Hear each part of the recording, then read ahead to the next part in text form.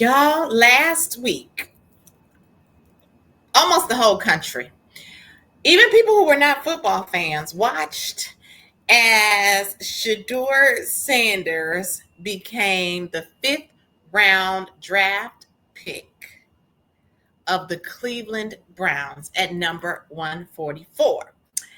Now, for those people who don't know, for me, that was super exciting. Why? Because I am from Cleveland, Ohio, born and raised. Warrensville Heights, Ohio is my actual city that I grew up in. It's a suburb of Warrensville.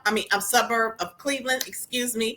My dad loved football every Sunday. We were watching the Browns almost win, get close to winning, almost go to the playoffs through wild card situation after situation. But for those people who are from Cleveland, we all know that we are Cleveland fans, win or not.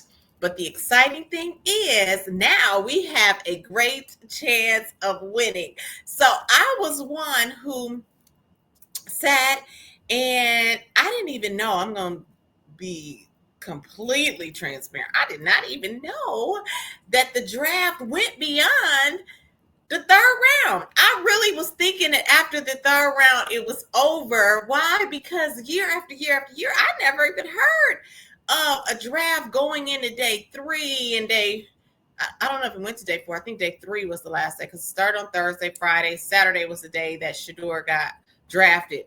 Don't really even know if there was more after that on the next day, because I think by the end of the day, his brother had gotten signed, which is different than drafted, but he still goes with the team. So yeah, 3 days. But I never paid attention even to the 3 days because, number one, I love football. I do enjoy football, but I'm not an aficionado to that level. And what also made me kind of check, though, to find out that there were all these rounds was I just happened to look up Mr. Shannon Sharp because he's going through some challenges right now in his personal life. And when I read about him, I was like, oh, he was a 9th round draft pick. So that happened around the same time that the Shedeur draft was happening. Not Shedeur draft, the NFL draft was happening, where the country was waiting for Shedeur to get drafted or to find out where he would be drafted, because many people thought that he was going to go the first round. So again, I was super excited to find out that he was going to the Browns. I had just hung up with my son and he and I were talking. He's like, I don't think he's going to get drafted because all of the quarterbacks have been taken. All of the people who needed quarterbacks have already gotten quarterbacks, is how he communicated it. So I was like, oh, so what? He's not even going to be drafted? And shortly after that, maybe 5 or 10 minutes after that, I saw a missed call from him and he told me he went to the Browns. So again, for me, super, super excited about that. That is why I am wearing my orange, because I am ready for the season and I'm ready to see where Shedeur goes with the Cleveland Browns. But beyond that, there were some leadership lessons that I think that he demonstrated and exuded serendipitously. He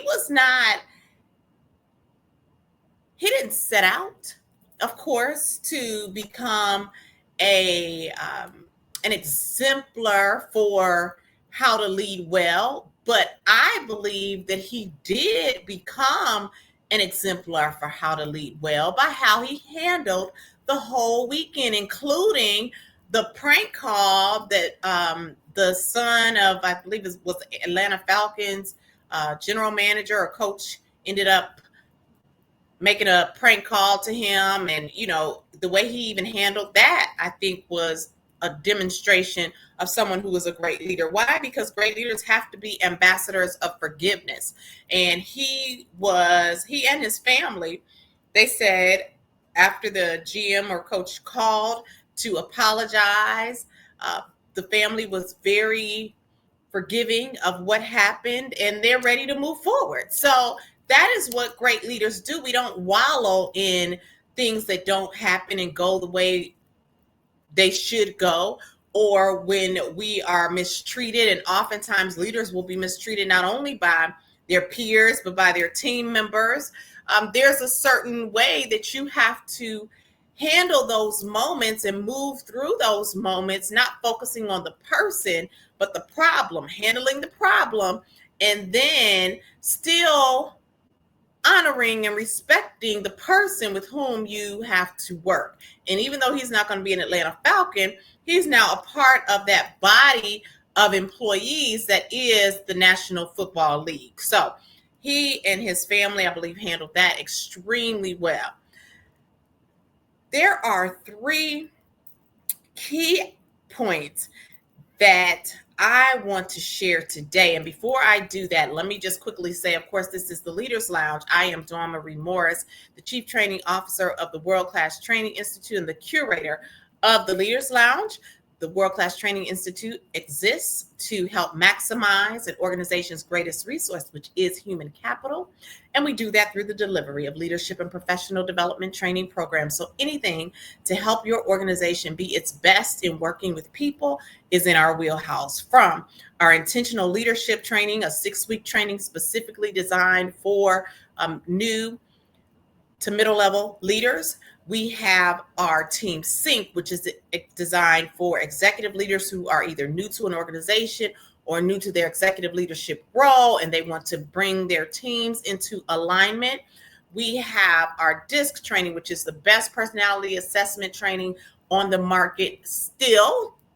We have EI Over Everything, which is our emotional intelligence training, where you will get a complete EQ score and training on what emotional intelligence is, how you can activate areas of deficiency in emotional intelligence so you can show up in the best way to your teams. We have, of course, time management, helping you to prioritize your day better, how to delegate more effectively. People think just because they go into management that they know how to tell people what to do, and they're upset when they don't get the results that they need, but it's typically because they do not delegate effectively. There's an accountability and responsibility piece that goes with delegation, and leaders must understand how that works together so that they can get the best results when they delegate. We have systems thinking training. We even do custom training.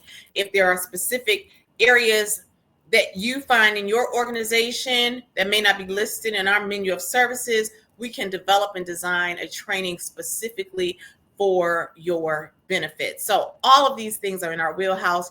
And then, of course, the Leaders Lounge is our outgrowth of that, which is a place for leaders to come and I say, just exhale, right? It's their coffee beans on there because it can be refreshing to get some little leadership nuggets on how you can strengthen yourselves week over week.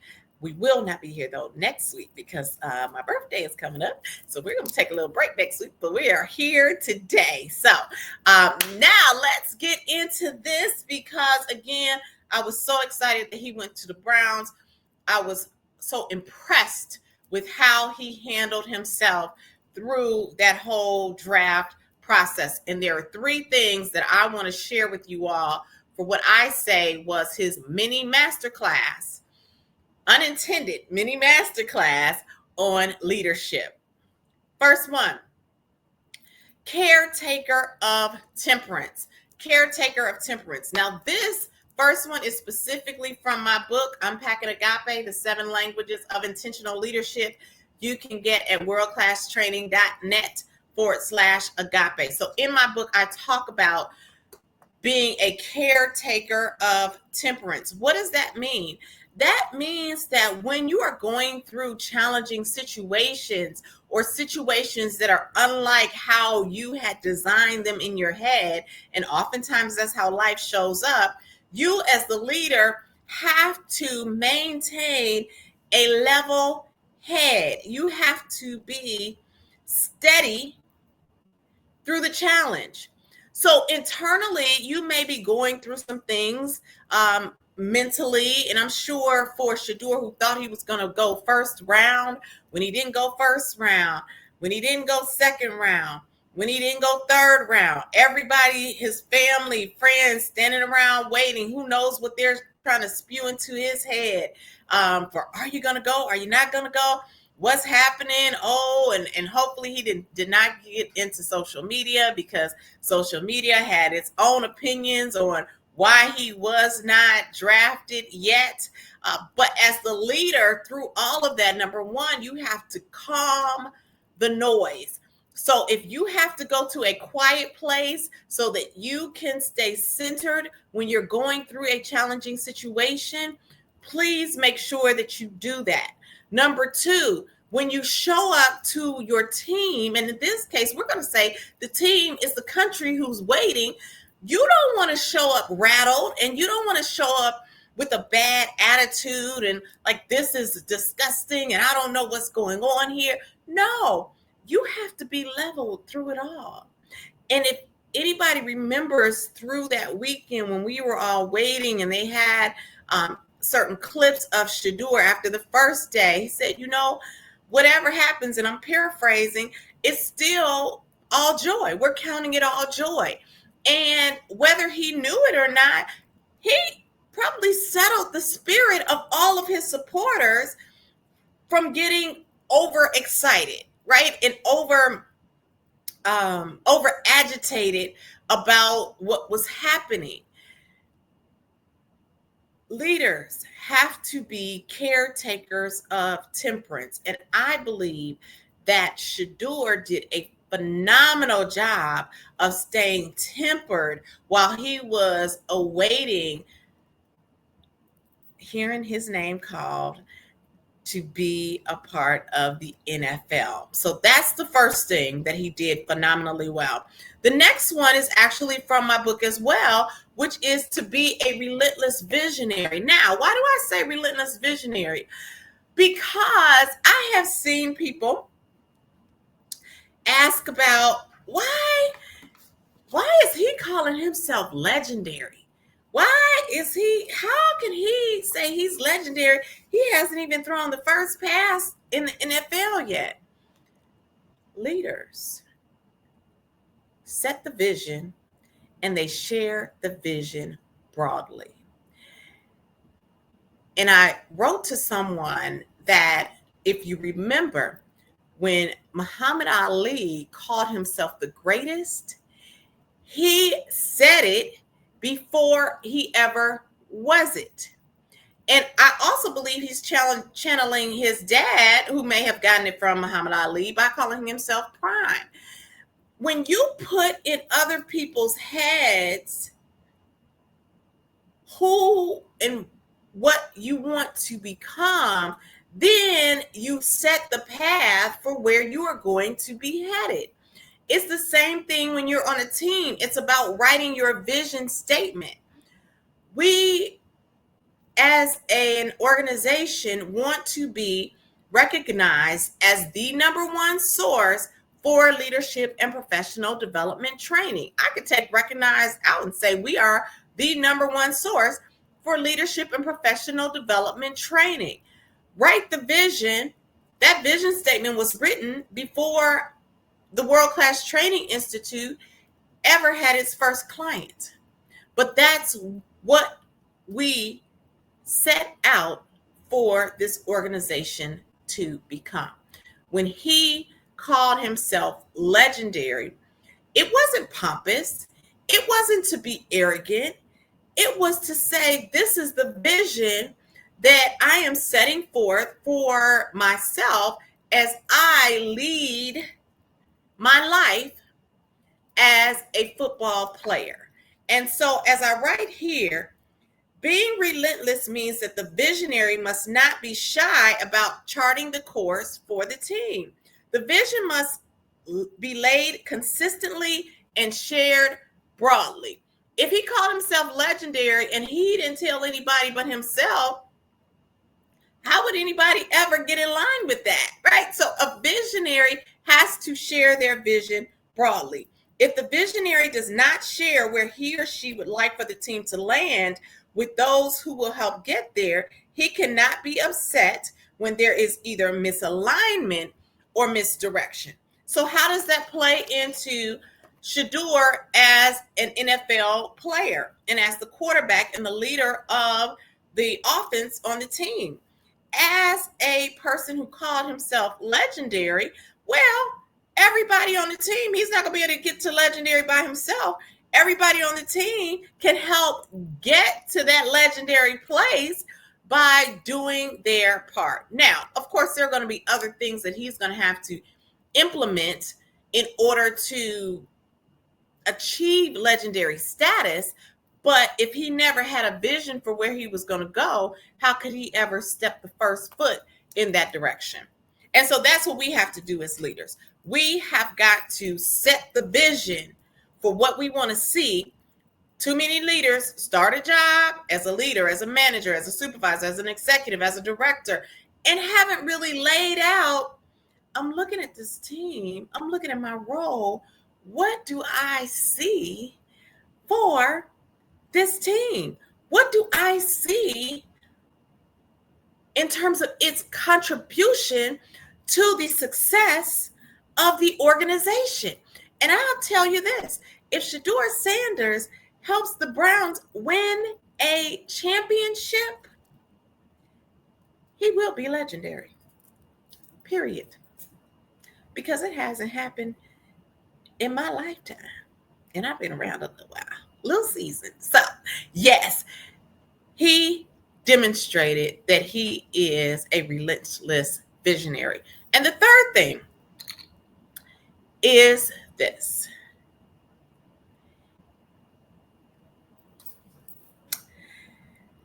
Shedeur Sanders demonstrated one of the components of emotional intelligence extremely well, which is high self-regulation.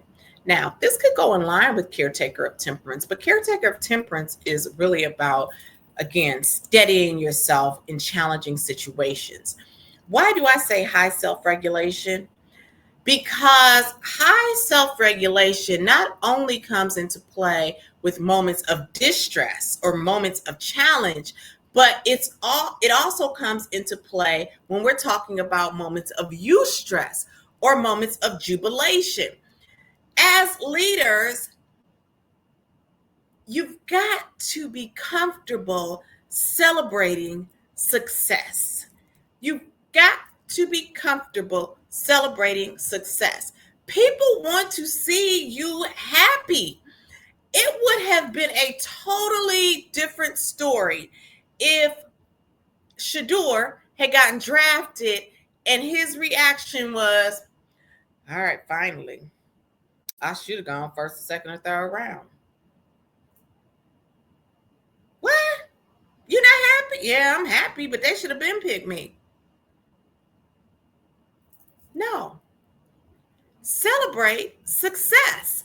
And I'm going to just share the video because it was so exciting the way he demonstrated his jubilation when he was finally picked. Here we go.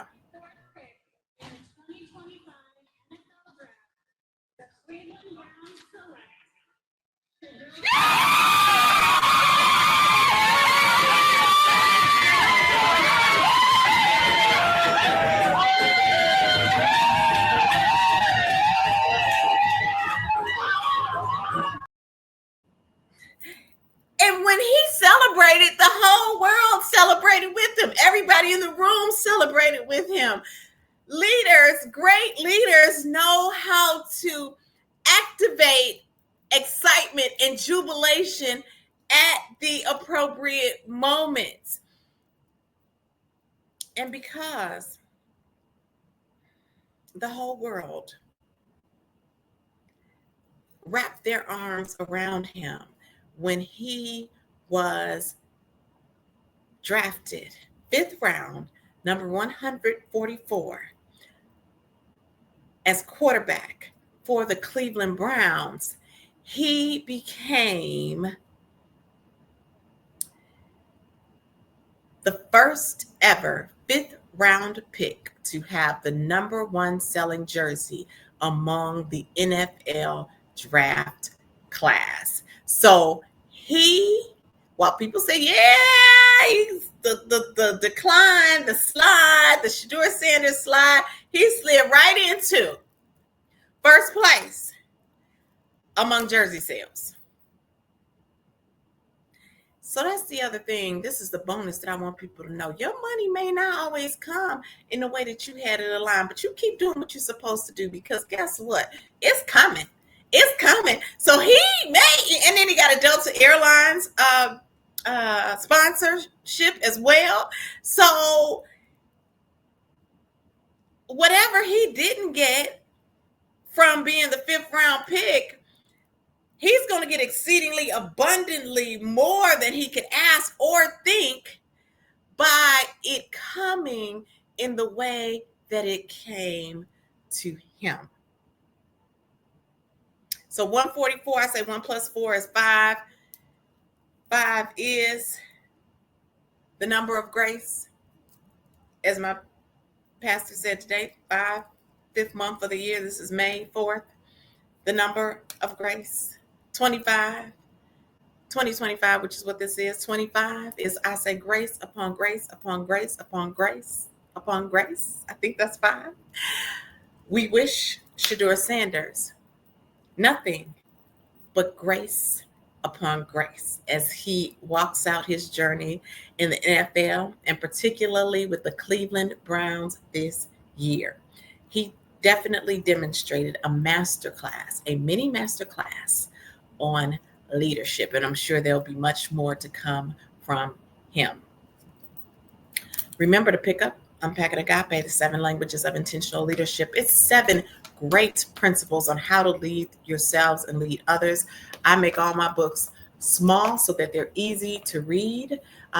Most of my books are 150 pages or less. Most, when I say most, I've written 2. So both of them, I say that I am the Twitter of book writing, because I know how to write a book, make it succinct, make it make sense, make it beneficial, and make it do what it needs to do in 150 pages or less. So please pick that up. It's scrolling across the bottom of the screen at worldclasstraining.net/agape. Please like, share, and definitely subscribe to the World Class Training Institute.